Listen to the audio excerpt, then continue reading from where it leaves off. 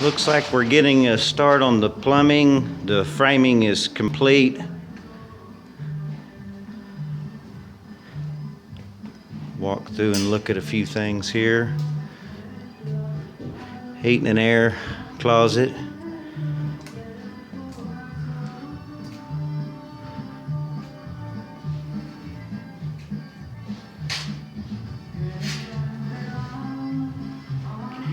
Not a lot to see, the guys just got started.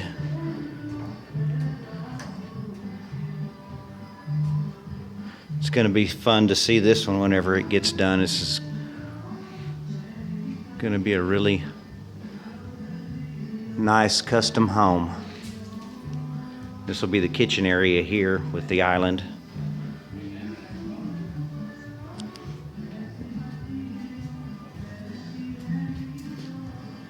Can't wait to see the sheetrock. All the paint choices.